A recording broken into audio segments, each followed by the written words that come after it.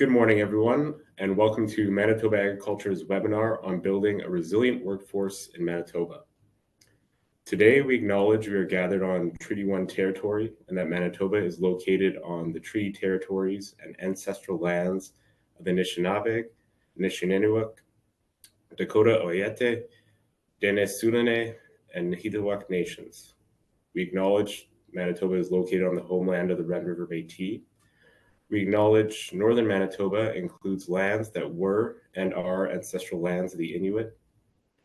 We respect the spirit and intent of treaties and treaty making and remain committed to working in partnership with First Nations, Inuit, and Métis people in the spirit of truth, reconciliation, and collaboration.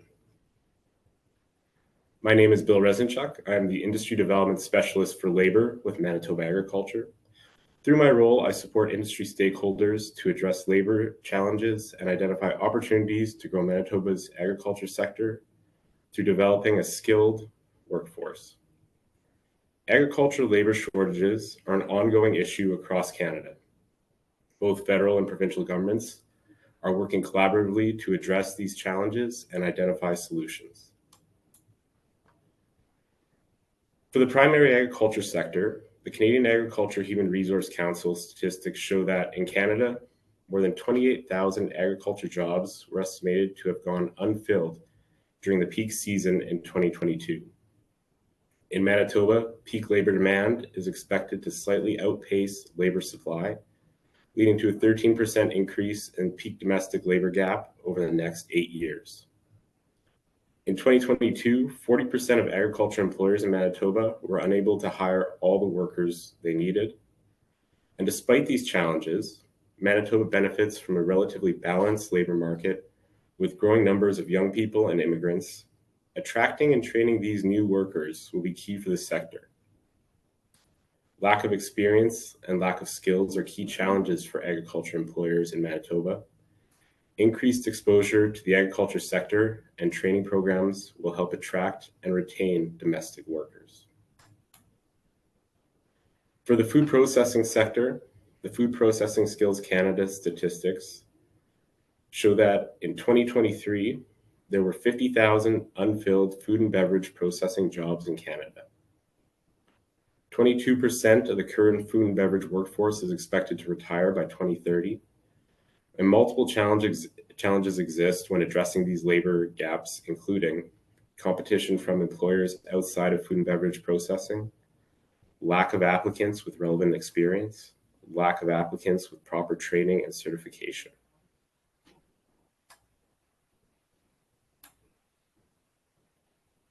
To address these agriculture labor challenges in Manitoba, Manitoba Agriculture is focusing on actions that foster collaboration, skills development, sustainability, and growth. Initiatives based on these actions aim to build a brighter future where the agriculture and agri-food sector is prosperous, inclusive, sustainable for future generations, and continues to be a cornerstone of Manitoba's economy. The first principle of this approach is to invest in people. The backbone of the agriculture industry is its workforce. We can unlock its potential by attracting and retaining the right skills for the job, facilitating opportunities for skills development and personal growth, and prioritizing Manitobans' health and well-being in the workplace. Second principle is the industry sustainability.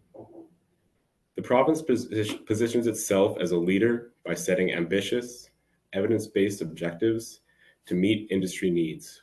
We prioritize actions that deliver on acute issues, while also recommending upstream actions that will sustain the industry over the long term. This includes addressing existing labor shortages, such as veterinarians and skilled trades, while also identifying the future skills required to support the industry, such as digital agriculture and automated manufacturing. The third principle is to take a whole supply chain approach. Manitoba strengthens the agriculture and agri-food industries by supporting actions and investments across the entire supply chain. This includes primary agriculture, agri-food processing, and the industries that provide the necessary inputs to these sectors. Manitoba Agriculture collaborates with education and training partners to ensure the next generation workforce is available to meet current and future skill requirements. And the fourth principle is to collaborate and share responsibility. Manitoba works side by side with industry partners, sector councils, governments, academia, and service providers to build a skilled agriculture and agri-food workforce. We recognize our role in supporting industry and that approaches work best when there's alignment and shared responsibility. So some of the current collaborative initiatives that Manitoba Agriculture is involved in right now are the Veterinary Medical Services Strategy. Manitoba Agriculture and Keystone Agriculture producers are working together with agriculture industry stakeholders on improving access to veterinary care for both commercial and companion animals in the province. Manitoba Veterinary Medical Association and the Manitoba Veterinary Technologists Association play pivotal roles in executing this strategy, as the organizations respectively represent veterinarians and veterinary technologists in Manitoba.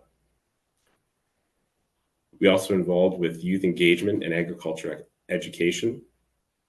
Engaging youth in both the importance of agriculture in our daily lives and the potential career opportunities in agriculture is important to ensure that they are aware of the full scope of the agriculture sector in Manitoba. Manitoba 4-H Council delivers youth and skill development programming across the province, while Agriculture in the Classroom Manitoba connects kindergarten to grade 12 students to agriculture education and brings awareness to the related careers in the sector. We're also involved in other collaborative industry partnerships.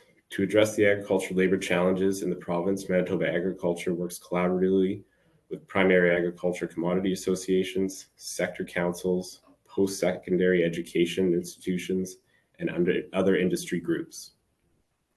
Collaboration is critical to address labor challenges such as the veterinary shortage, engaging youth and post-secondary students in career opportunities, and proactively identifying the upstream actions to ensure the industry has a sustainable supply of labor in the future. For Manitoba Agriculture, collaboration has multiple forms. In addition to leading certain initiatives, the department encourages collaboration between academia, private sector, and industry groups. The department can support in identifying new opportunities and facilitating connections, some of which the department has identified in the following areas for collaboration. Adoption of new technologies in agriculture. So this includes creating and supporting programs for training students in digital agriculture, mechatronics, clean energy technologies, creating and supporting programs that upskill the current workforce in Manitoba to meet future needs. Post-secondary institutions across Manitoba are already introducing these programs, and we need to ensure we are utilizing these resources effectively. We also support business adoption of student internships and work experience opportunities. Work experience opportunities support students from a variety of post-secondary programs in gaining an introduction to the agriculture careers available in Manitoba. These experiences help bring awareness to the variety of careers and skills required to support the agriculture sector. We're also involved in creating pathways for Manitobans with a variety of skills to access good jobs in agriculture. Creating these pathways will ensure that youth, post-secondary students, job seekers, and skilled professionals are aware of the careers in agriculture that relate to their skills and how to access these opportunities. There are, of course, many other areas for collaboration to address these labor challenges.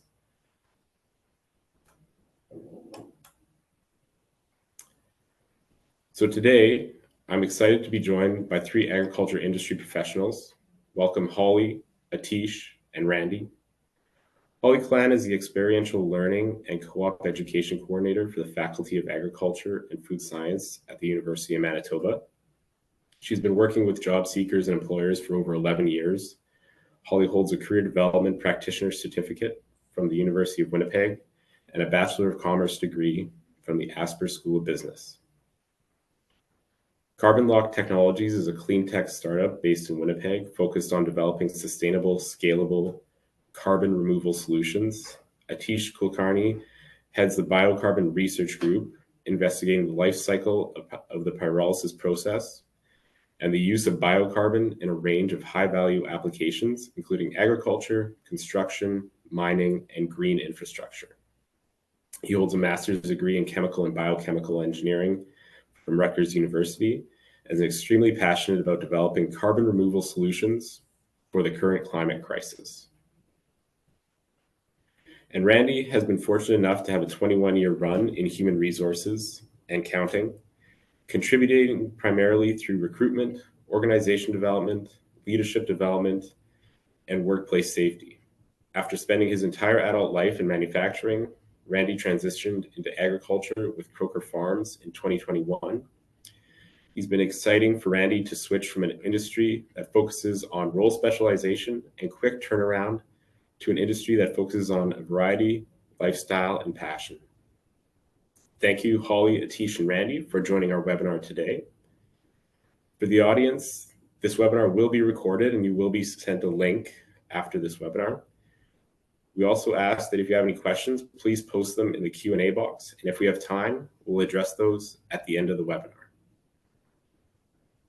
And with that, I will start the panel discussion.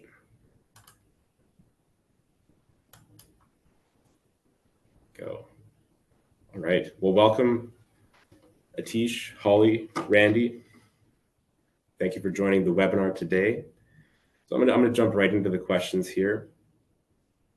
So as far as everyone on this panel, I'm sure can appreciate, and people in the audience, the agriculture industry relies on a variety of occupations to function, everything from general laborers, skilled trades workers, marketing, finance, and so on. From the perspective of your individual fields, what roles or types of jobs are difficult to fill with qualified applicants? Randy, why don't we start with you? Sure. Thanks so much, Bill. So at Croker Farms, we say we're a field to fork producer, excuse me, in primary ag. So I think sometimes the perception of the farms in the rural community is it's just a farm, but we have a tremendous packing facility and just advancements in agriculture with a lot of things technologically. We're looking for maintenance technicians, and I think traditionally maintenance, people think of turning wrenches on tractors and trucks, et cetera. But especially in our packing facility and on some of our more advanced equipment, we're operating with sensors and all kinds of computerization. And so the maintenance field in ag, at least for us, has changed quite a bit, and it's been really, really tough to find technologically sound maintenance technicians. That's been a struggle.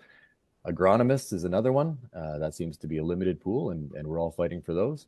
And then just farm operators as well, finding people that are willing to put the time and energy into what it takes to harvest and seed and plant and all that. But yeah, maintenance technicians would be our number one probably. Okay. Atish, how about yourself? Thanks, Bill, and it's a pleasure talking on this panel.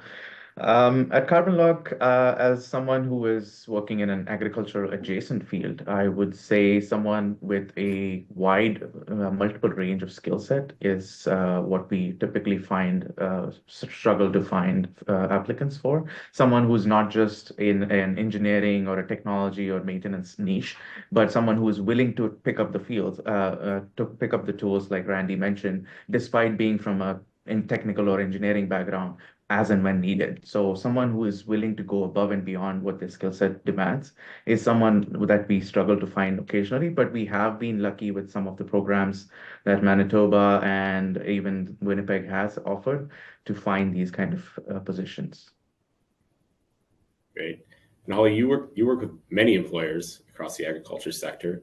Can you kind of give some perspective from that end where they're finding positions that are hard to fill? Sure, and thanks for having me here as well. I would totally agree with what both Randy and Atish said, and so I'm kind of expanding on what Atish mentioned from a broader perspective. From what I see from a lot of different students employers is I see a desire to hire candidates with the right combination of knowledge, soft skills, communication, technical skills, being able to use specific machinery that employer uses, or digital agriculture, to fly drones. So that can be a big challenge if your needs are very specific. So mentoring a motivated student while they're still in school is a good way to fill those gaps. And as well assessing the fit and adaptability of that employee. And then you can assess how they'll do in a permanent full-time role after graduation. You could also invest in training programs for staff as well. And associations like, the Bioscience Association of Manitoba do offer funding and training programs for their employer partners and members.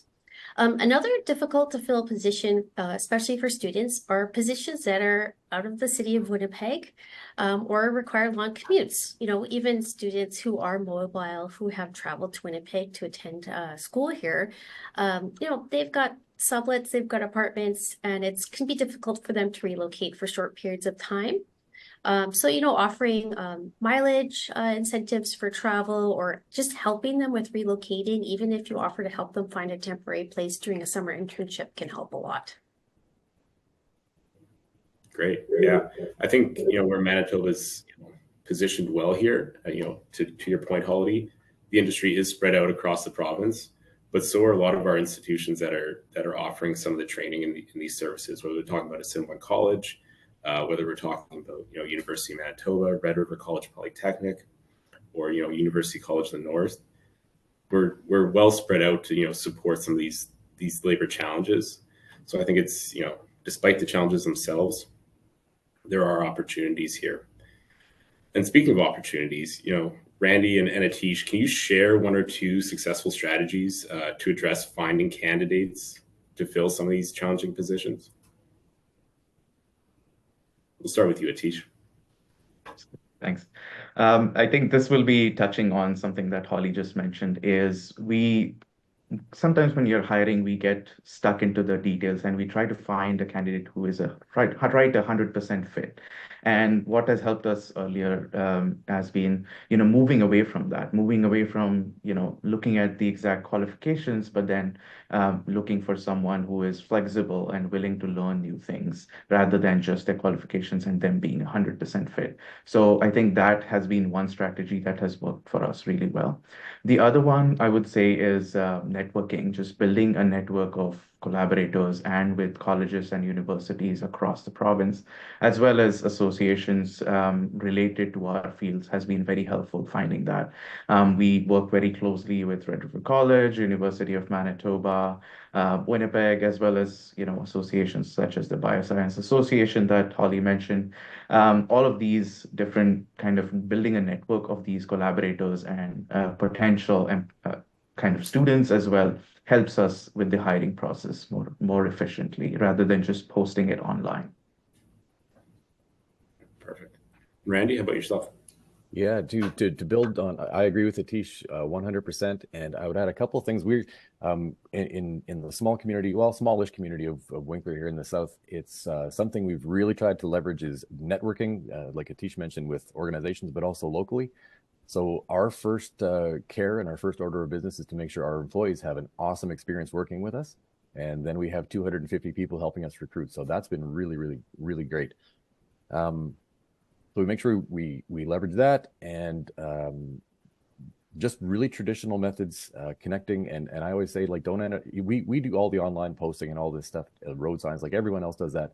But I always say, don't underestimate the power of a truck stop, bulletin board, or a coffee shop. That's where you find people. What we try to do, the best people are typically working somewhere else. And so we have to tread carefully, but we're always trying to reach and find the people that aren't looking. That's tough. So knowing your audience, going to those places, making sure our staff have a great experience, so they're telling their friends and family, and that's worked well for us. Great. Yeah, I think, networking, you both mentioned it. And if there are any job seekers or even students on this webinar, I would expand that further and make sure you're building your network. It's not just the employer's network that they use, but make sure you're accessing and building your network to find these opportunities as well. I know that helped me a lot in my career. So for Holly, you work with the co-op program at the Faculty of Agriculture. How can employers benefit from work integrated learning programs to find candidates for some of these positions? Well, hard to fill positions require more visibility. So hiring students for co-op or internship roles provides your organization with more visibility to the future workforce. It's also a cost-effective way to promote and market your opportunities to future job candidates. And students learn a lot about opportunities through word of mouth. You're getting early access to the upcoming workforce. And if a student has a good opportunity, a good experience with an employer, they will tell their classmates. When you also, access students for co-op or internships or projects, there's also some wages and tax subsidies that aren't accessible when you just hire for other areas like full-time, permanent, and part-time. So taking advantage of those funding opportunities can help relieve some funds that you might want to use towards training your new workforce as well. There's also a form of work integrated learning. Used to be called applied research projects, but the official association just renamed it to community and industry research and projects. So basically what you're doing is you're collaborating with faculty to have their class work on a project to solve, a case or a business problem in your organization. So that's a win-win for everyone because the students get the hands-on access to a real world problem. The instructor gets to make their class more exciting, and the employer gets, minimal cost towards having multiple students work on a problem who are right into that new knowledge as well and techniques of maybe, applying to it.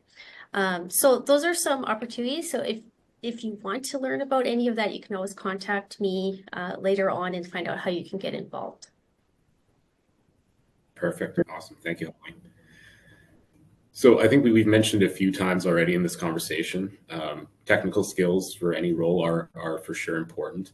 But, Atish, you mentioned it, having people that don't necessarily 100% fit the job description, but they have the broader range of skills to adapt and be trained into these roles. So aside from the necessary skills we often hear that employers are looking for from candidates, what soft skills or human skills are required in some of your specific fields that can contribute to success for any employee, but maybe even employees that don't necessarily 100% fit some of those job descriptions in those postings?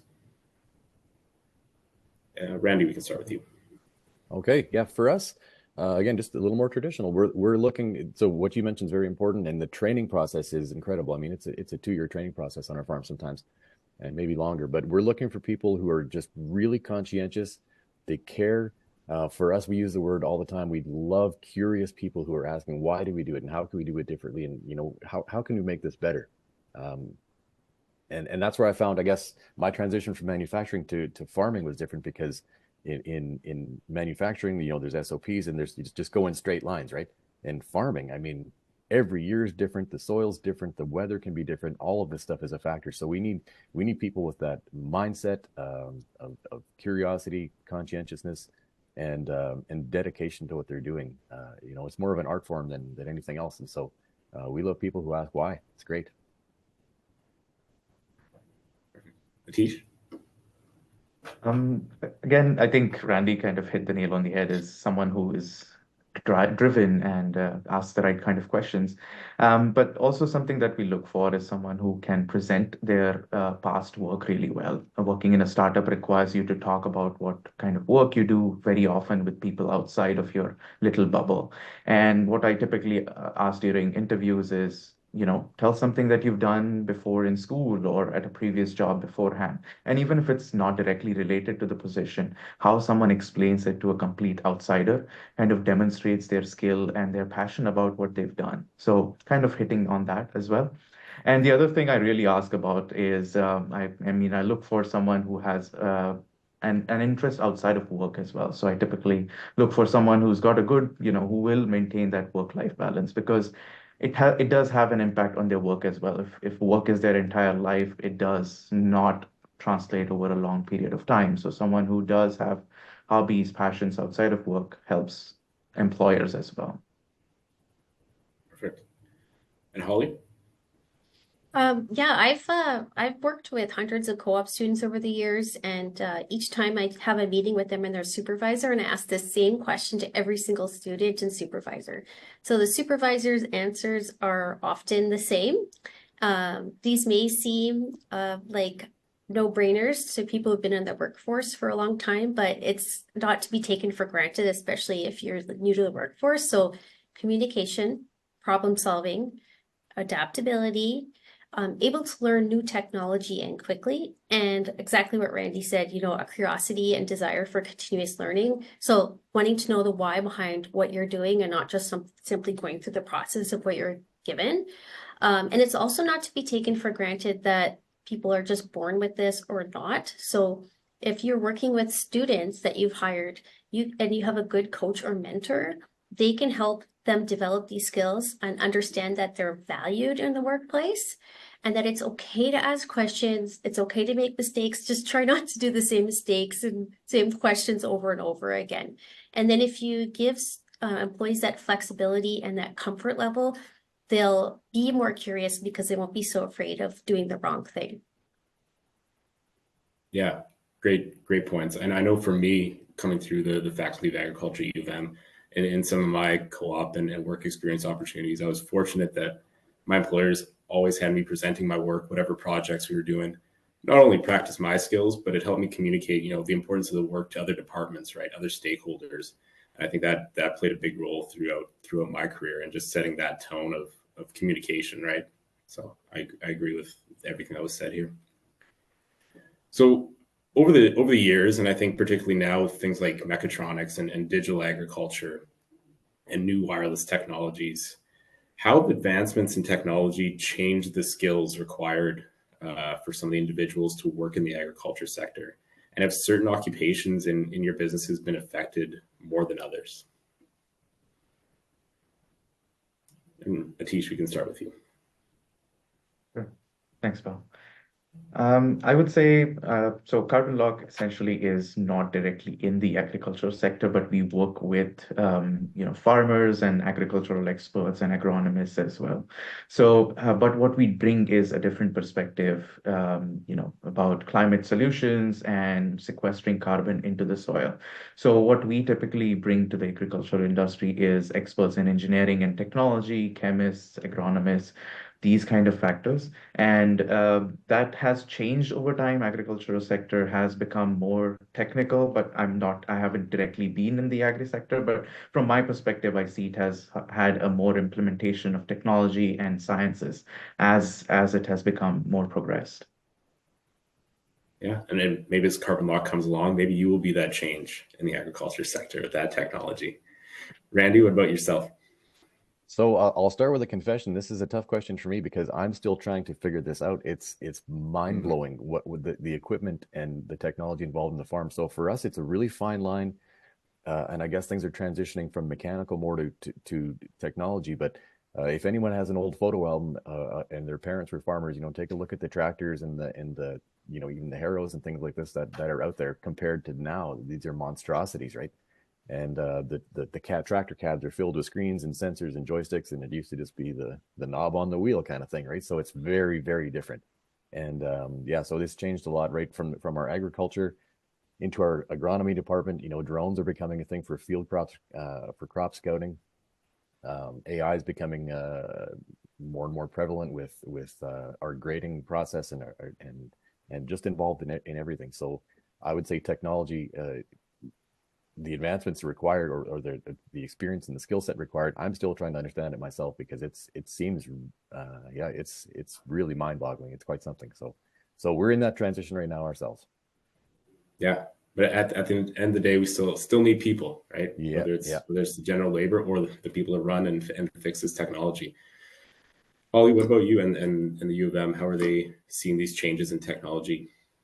Right. Well, I'm kind of with Randy. I've been in this role for 2 years. Prior, I was with the Esper School of Business as co-op coordinator there. And I'm just astounded at how high tech the agriculture industry is. So basically, we need continuous learners who are quick to learn. This is how we've always done it. It's not going to cut it anymore, especially in farming. So you have to be able to apply the new technology, and stay on top of it too, in a general sense. Okay. So what are a few characteristics, we've talked about the agriculture industry. Randy, you've been in it for a bit. Atish, you're not directly in it, as you said. What are a few characteristics of the agriculture sector that make it unique from other sectors that you've worked in? And what advice would you have for others who are looking to start their careers in agriculture? And Holly, we'll start with you this time. Sure. Well, I've had quite a few. Well, first of all, the two big things are, again, that it's very high tech. So technology skills will get you really far, and just the seasonality of it. So if you understand that as a worker going in, you can adapt to it faster. And I've also had a lot of employers like tell me, like, if I could just get a student who is a programmer who grew up on a farm, that would be ideal. I'm like, yeah, that would be ideal. So yeah, that combination is, what a lot of people want. It's not the only job there is in agriculture, but there are two big characteristics that I've seen. Okay. And I think that the U of M is probably positioned pretty well, as well as other institutions, to support some of those skill sets in this new combined world of technology and agriculture. Yeah, Randy, what exactly. about yourself? So another confession, in a life in manufacturing, it used to drive me crazy when people would leave manufacturing to go farm locally. And I never understood it. I'm like, why do you want to work in the mud and the rain and the seasonality? And now that I'm on the other side of the fence, I see it. That's what the people love. It's the freedom, it's the art. It's not a job. We say it all the time. And agriculture is not a job. It's a lifestyle, right? Most of our people have grown up with it. It's totally a part of their identity. So it's just a whole different perspective on things. And the advice I give to people that get into ag, and I think we'll cover that maybe later, but there are people that think farming is still very, very traditional, and there's no technology and there's no career path and things like that. And that's what I encourage young people that want to get into farming is, or at least with us, is there's this whole career path. You can go right from operating equipment into agronomy, into all kinds of technological advancements and the things we talked about earlier. So my advice is look into it, because it's not, farming isn't what people think it is, I think, anymore anyway. There's a lot more to it. And like I said, I'm 3 years in and I'm still trying to figure a lot of this out myself, but it's exciting. Yeah. And Atish, what about yourself? I would agree with a lot of what Randy and Holly have said. Is the agricultural industry is so diverse and ever evolving. Like Randy mentioned, tractors have changed just so vast. The first time I saw a tractor recently, like I saw there's like an air conditioned everything, and it's so unique. There's controls, everything. It's not what you saw in movies growing up. So it was a culture shock for me as well. So I think that is something that is unique about this industry, is how quickly it has grown and how diverse it is. It touches all range from programming to engineering, carbon sequestration now, and not just the traditional farming that you think about. And the other thing I would say is you need to be resilient in the farming industry. You need to be able to stand back up after every other kind of failed day or month or season and kind of keep coming back at it. And that's a very unique perspective to farming, I would say. Great. Yeah. So I think, kind of building off this question, sometimes there's misconceptions about agriculture, that it is just farming, right? Or it is just, occurs outside of urban centers. What are common misconceptions people have of careers in agriculture industry that you've seen, and how can we counter some of these misconceptions and communicate the benefits of careers in agriculture? And Atish, we'll go with you. Yeah, it's kind of building on what we've said so far. Is agricultural sector is extremely diverse and wide than what it would seem. Everything from understanding the science and biotechnology of how the genomics of how seeds and plant growth is done, all the way to implementation on farms to greenhouses, and it touches all sectors from sciences and programming, engineering, carbon removal now and actual mechanics as well as the farming aspect of it as well. So it is beginning to change people's perspectives gradually, but we need to kind of push that message out there as it touches all these industries that we talk about and know about. It's not just farming. Agriculture is a lot diverse than that. Absolutely, yeah. Randy, how about yourself? Yeah, I agree with Atish for sure. And the diversity is a big deal. And there's so much more to it than meets the eye. I think in addition to just excellent operators, our farm's so big, we need marketing people, we need finance team, we need all these professional careers that I think people just don't connect with farming sometimes. So we're just trying to increase awareness every chance we can to work with a local school or a local organization or an event like this. Anything we can do to just paint that broader picture of who we are and what we do, we just really try to leverage that because I'm not sure if misconception is the right word or not, but I think people just don't fully understand how rich a career in agriculture can be and all the options that come with it. Yeah. And Holly, the U of M has a pretty diverse student base. What misconceptions are you seeing, and how do they promote the careers in agriculture? Right. I'm basically going to be parroting what was already said because I agree with it. It's not just farming. There's a reason our faculty moved from being the Faculty of Agriculture to the Faculty of Agricultural and Food Sciences. For example, Food and Beverage Manitoba is an industry partner that we also work closely with. It's food manufacturing, food science. Under our faculty, we also have animal systems, plant science, soil science, agribusiness as well. Especially with finance, like Randy said, employers like MNP are looking for, consultants who, can speak the language and connect with their farmer clients to help them make the right business decisions. Accounting as well. So there are just so many opportunities for, a student coming in to the agriculture industry to do almost anything that they want. And sustainability is, I don't know what the word would be, looked at more importantly and respected now than maybe it was, 20 years ago in the industry.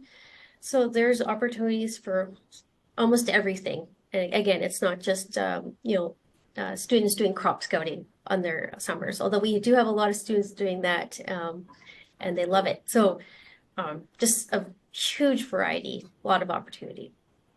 Yeah, and I'm going to take this opportunity to make myself the case study for this question right now. I think there's a lot of misconception that a career in agriculture is just rural. For me, I grew up in downtown Winnipeg my whole life. Went to the U of W, did a Bachelor of Arts in Geography, did my Bachelor of Science at the U of M in Food Science, went out to Alberta, did a meat processing, right? I've had careers in regulatory, I've had careers in product development. Now I'm in labor. Before this, I was in manufacturing. So even for someone, grew up downtown in an urban setting, as long as you get these experiences, again, going right back to the beginning of this conversation, is just build that skill set and keep growing it. There's so many opportunities in agriculture to have a long career and a diverse career, as we've said many times here. All right. Well, that kind of wraps up our question and answer, or our panel discussion here. We can go and see if there's any questions from the audience. Let's pull up the questions here. There are some questions.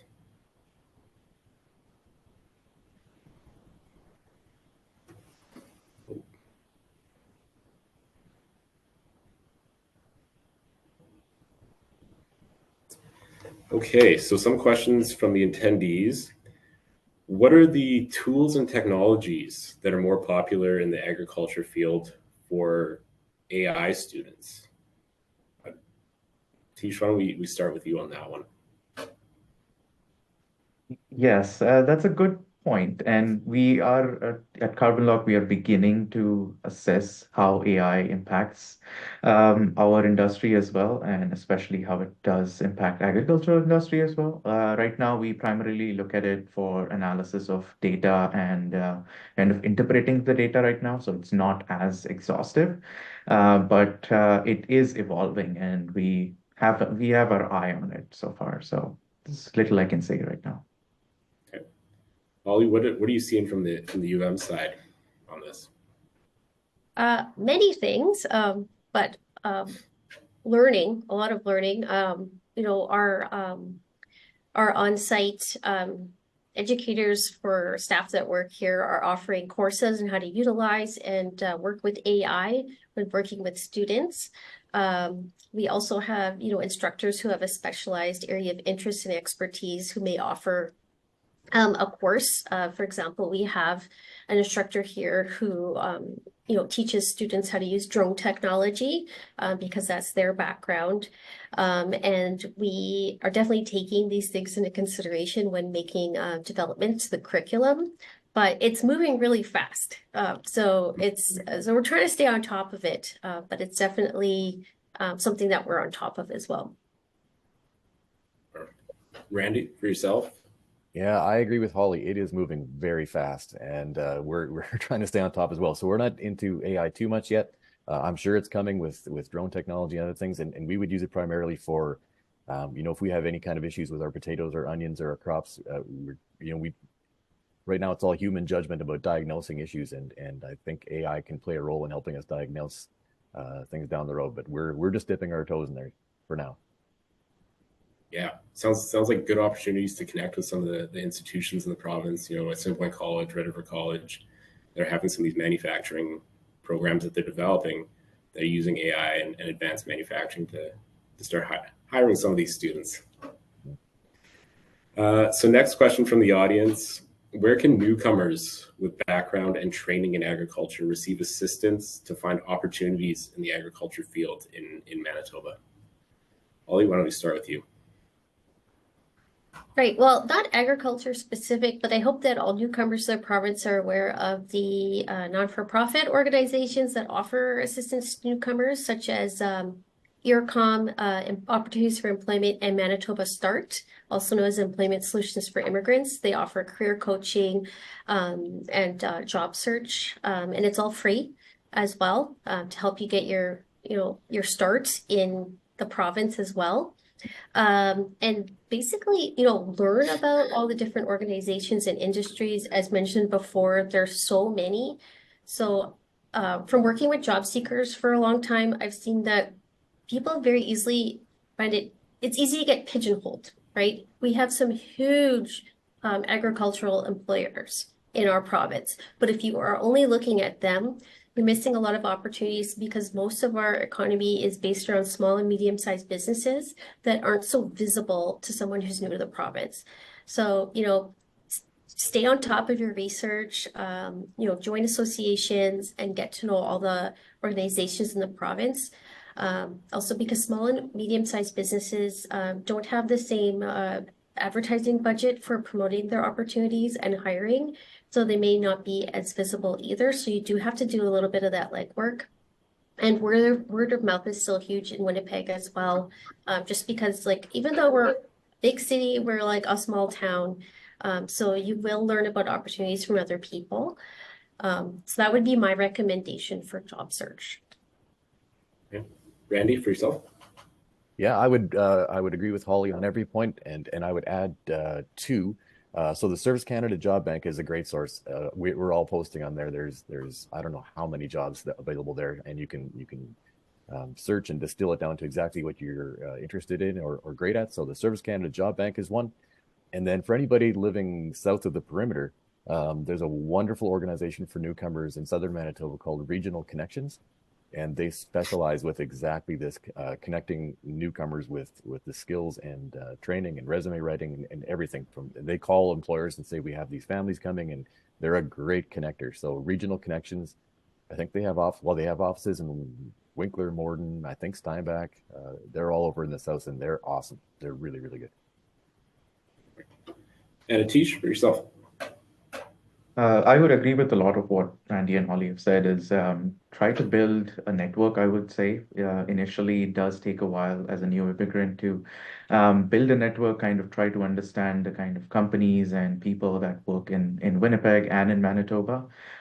We at Carbon Lock have hired a couple of new immigrants, and mostly through either online job postings or job portals, but also one of them we've hired through this Manitoba Start that Holly mentioned. So that has been a good resource for us. And I mean, I was a new immigrant 5+ years ago, I would say. And I think one of the things that I realized is, again, just literally echoing what Holly said is don't pigeonhole yourself. Don't kind of restrict yourself to particular industries or particular areas or particular kind of jobs that you want. Be open to that. Use them as learning experiences. You might find something that you really enjoy or are passionate about and you didn't even know. So be open to new opportunities in especially the agriculture sector that we've talking about is so diverse, so wide. So keep an eye out and be open to learning. Yeah, and I think for me, I would just add to this conversation too, depending on what your training is. If there's in a specific area, find and reach out to industry organizations in the province, right? We have, if you have agrologist training internationally, reach out to Agrologist Manitoba. They might be able to direct you in the right direction, or veterinary training, Manitoba Veterinary Medical Association. We have a lot of industry organizations that if you have specific training, they might be able to help you and direct you on the right path. So next question from the audience: are professionals with master's and PhD degrees welcoming for these opportunities in agriculture? So I think, what are the opportunities for individuals with master's and PhD degrees in agriculture? Atish, let's start with you. Sure. I can speak to that. Personally, I have a master's, and we hire a lot of masters as well as PhDs for engineering and technical roles because that's kind of most of our job openings. But we also look for, as we grow, we are looking at marketing positions as well as some in finance and accounting. So there's no restrictions on whether you're a bachelor's, master's, or PhD, as long as you bring the right kind of skill set and positive attitude towards the job. We are open to hiring everyone. Ollie? I was actually just speaking with a master's student about this and their job search yesterday. But again, in a more broad sense, I can see how it could be a challenge to job search if you have a master's or PhD, because you're going to really want to be focused on, what you did your thesis on or your area of specialty. And it's also important to recognize all the other skills that you have that led towards you being able to get that achievement. And then you can broaden your work search. Think about the curiosity that led you to look into that research, the people that you consulted with for your findings, the labs that you worked in. So don't be too specific to work in the exact field that you focused on. And I think that is often a challenge that a lot of master's and PhD students have. And you will get there. And you're going to find the right fit eventually.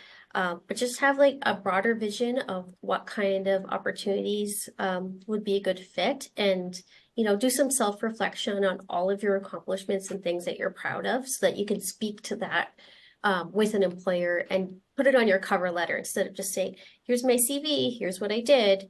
You have to be able to explain because it's really hard for an employer just to see your potential without you telling them what that is.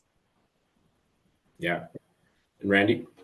Yeah, those are both excellent answers. And all I can add, I would agree. It depends on your field of specialty. Be open, be curious, but we'd have opportunities in biologicals, in agronomy, and engineering as well. So for sure, there's opportunity there.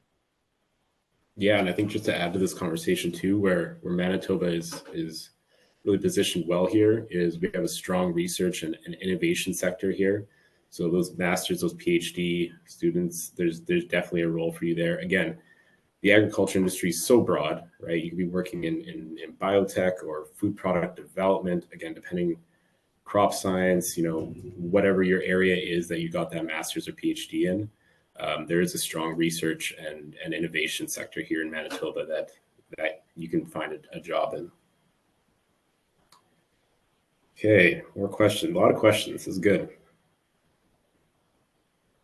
What are the opportunities for people with experience in field trials and testing biopesticides in Manitoba? So I think what is some of that opportunities for, I guess, applied research in Manitoba in some of these fields?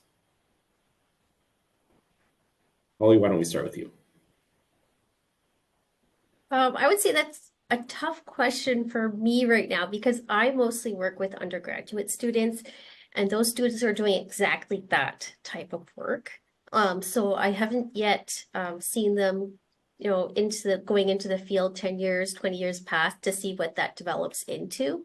But just, applying, the students that I see are applying new technology to doing this. And new methods of application. So maybe areas in, innovation and research in that area as well. But yeah, I'm not sure how to answer that question at this time.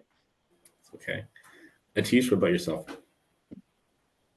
I would also find it difficult to answer particularly with regards to biopesticides, but I can speak to applied research and applied work particularly. We love anyone who is excited and already, we know has demonstrated someone to get their hands dirty, go out in the field and work and, actually learn out in the field because that demonstrates, like what Randy spoke to is the curiosity and asking the questions like why and yes, I can do that. So that kind of attitude is something that we really appreciate. Biopesticides would be difficult to answer, but yes, if anyone who's worked in applied research or applied work got their hands dirty in the field, love them. Come on. Perfect. Randy, how about yourself? Yeah, same. And we've got a lot of opportunity with that with our potatoes and onions. We grow a lot of varieties in different types of environments, and so that kind of knowledge is really important for us with the pesticides. And because we're an organic certified grower, I shouldn't say constantly changing, but the regulations change from time to time, and we need exactly that type of brain and skill set to help us figure out how to navigate some of this stuff and make sure our organics are wonderful and the rest of our crops are doing as well. So I would say for sure there's opportunity for that. Perfect. All right, we'll do one more question. Got time for one more here.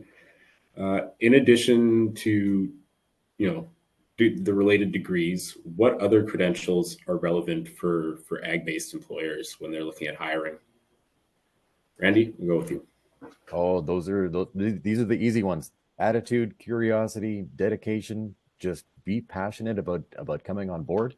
I mean, there's some things that you obviously need to have an education into to get off the ground running. But for us, it's the soft skills are really almost much more important than everything else. A personality with all the right soft skills can be taught anything, and we're happy to do that and work with those people. So yeah, for us, the letters and numbers behind a person's name is much less important than how they present themselves and how they collaborate and how they work with other people and encourage each other and do the right thing even when no one's looking. It's those little things that make I don't know. Like I said, I'm still learning what makes up the farmer DNA, but a lot of it seems to be soft skills and artistic mindset almost. Good. Atish, yourself? Agree 100% with Randy as the soft skills really matter and the kind of right attitude that we're looking for definitely helps beyond degrees and credentials. Couple of things to build on that I would say is presentation. Speaking about your work, like I mentioned before, is important. And then also having a passion for sustainability and climate solutions. That is something that we look for as well, because that is, that keeps your eye on the bigger picture and keeps you driven even through setbacks and kind of down days when you're not feeling nothing's going right, having your eye on the bigger picture, making an impact on, solutions to the climate crisis, agricultural sector, all of those things keeps you going. So these kind of attitudes help. Perfect. And Holly? Well, in regards to continuous learning, keep an eye out for additional, what we call micro credentials that you could take When you graduate from university, especially if you're an undergrad, there's always going to be continuous learning. And so if you feel like your degree um, could use augmentation in a certain area of interest, you can still go after that by taking a micro-credential through a different association. Like all the different associations and industry partners offer some kind of training or information on training as well. Or if there's an area, like if you're researching jobs that you might be interested in down the road and you see that there's a missing area that you don't have, take those steps to learn about that now, maybe volunteer as well. So if you want to show, for example, an employer that you're passionate and have interest and ideas about sustainability, why not volunteer for, the Green Action Center or get involved with CPAWS or something so you can learn more about that. Then you can put that on your resume. So basically just don't stop once you've done your, big school. You can always take little micro credentials along the way and show that you can keep learning as well.